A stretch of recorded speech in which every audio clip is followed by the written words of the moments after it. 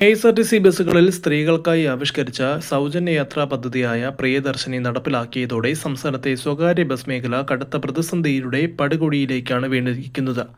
സ്ത്രീകൾ ഈ പദ്ധതി വലിയ തോതിൽ പ്രയോജനപ്പെടുത്തിയതോടെ സ്വകാര്യ ബസ്സുകളിലെ സ്ഥിരം യാത്രക്കാരുടെ എണ്ണത്തിൽ വലിയ ഇടിവ് രേഖപ്പെടുത്തി. ബസ് ഉടമകൾക്ക് നികുതി ഇളവ് പോലുള്ള ചില ആനുകൂല്യങ്ങൾ ലഭിക്കുന്നുവെങ്കിലും ഈ മേഖലയെ ആശ്രയിച്ച് ജീവിക്കുന്ന തൊഴിലാളികളുടെ ജീവിതം അതീവ ദുഷ്കരമായി മാറിയിട്ടുണ്ട്. ദിവസേന തങ്ങൾക്ക് ലഭിച്ചുകൊണ്ടിരുന്ന വരുമാനത്തിൽ 60 മുതൽ 70% വരെ വലിയ കുറവുണ്ടായതായി തൊഴിലാളികൾ ആശങ്കയോടെ പറയുന്നു.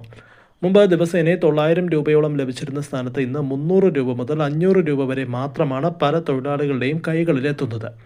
ഈ വരുമാനം കൊണ്ട് വീട്ടിലെ നിത്യച്ചെലവുകൾ മുന്നോട്ട് കൊണ്ടുപോകുവാനോ കുട്ടികളുടെ വിദ്യാഭ്യാസം പോലുള്ള അത്യാവശ്യ കാര്യങ്ങൾ നിറവേറ്റാനോ പോലും സാധിക്കാത്ത പട്ടിണിയിലേക്കാണ് പല കുടുംബങ്ങളും നീങ്ങുന്നത്. ഈ ശോചനീയമായ സാഹചര്യത്തിൽ ഉപജീവനത്തിനായി മറ്റു വഴികൾ തേടാൻ തൊഴിലാളികൾ നിർബന്ധിതമാവുകയാണ്. ചിലർ പതിറ്റാണ്ടുകളായി ചെയ്തു പോകുന്ന ഈ തൊഴിൽ മേഖല ഉപേക്ഷിച്ച് മറ്റു ജോലികളിലേക്ക് ചേക്കേറിയപ്പോൾ മറ്റു ചിലർ ബസ് സർവീസിനിടയിൽ ചെറിയ രീതിയിലുള്ള സൈഡ് ബിസിനസ്സുകൾ ആരംഭിച്ച് വരുമാനം വർദ്ധിപ്പിക്കാനുള്ള തീവ്ര ശ്രമത്തിലുമാണ്.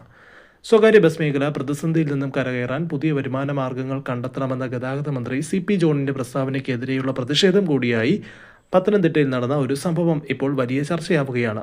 ബസ്സിൽ ടിക്കറ്റിനൊപ്പം യാത്രക്കാർക്ക് അച്ചപ്പവും കുഴലപ്പവും ഉൾപ്പെടെയുള്ള പലഹാരങ്ങൾ വിറ്റ് വരുമാനം കണ്ടെത്താൻ ശ്രമിക്കുന്ന ജീവനക്കാരുടെ ദൃശ്യങ്ങൾ സമൂഹമാധ്യമങ്ങളിൽ ഏറെ ശ്രദ്ധിക്കപ്പെട്ടിരുന്നു. മന്ത്രിയുടെ പ്രസ്താവനയോടുള്ള പരിഹാസവും പ്രതിഷേധവും കൂടിയാണ് തങ്ങളുടെ ഈ പുതിയ വരുമാന മാർഗമെന്ന് ഇവർ തുറന്നു പറയുന്നു.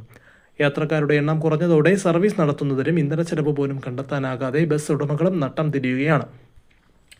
തൊഴിലാളികളുടെ ശമ്പളം കൃത്യസമയത്ത് നൽകാൻ പോലും പലർക്കും സാധിക്കുന്നില്ല. ഈ അനിശ്ചിതാവസ്ഥ തുടരുകയാണെങ്കിൽ സ്വകാര്യ ബസ്സുകൾ പലതും റോഡിൽ നിന്നും അപ്രത്യക്ഷമാകുമെന്നും ഇത് ഗതാഗത മേഖലയിൽ വലിയ പ്രതിസന്ധി ഉണ്ടാക്കുമെന്നുമാണ് ഉടമകൾ ചൂണ്ടിക്കാട്ടുന്നത്. കുടുംബം പുലർത്താൻ മറ്റ് നിവൃത്തിയില്ലാതെ കഷ്ടപ്പെടുന്ന തൊഴിലാളികൾക്കും പ്രതിസന്ധിയിലായ ഉടമകൾക്കും സർക്കാർ അടിയന്തരമായി ഇടപെട്ട അനുകൂലമായ നടപടികൾ സ്വീകരിക്കണമെന്നും നിലവിലെ ഗതാഗത നയങ്ങളിൽ മാറ്റങ്ങൾ വരുത്തണമെന്നുമാണ് ഈ മേഖലയിൽ നിന്നുള്ളവരുടെ ശക്തമായ ആവശ്യം.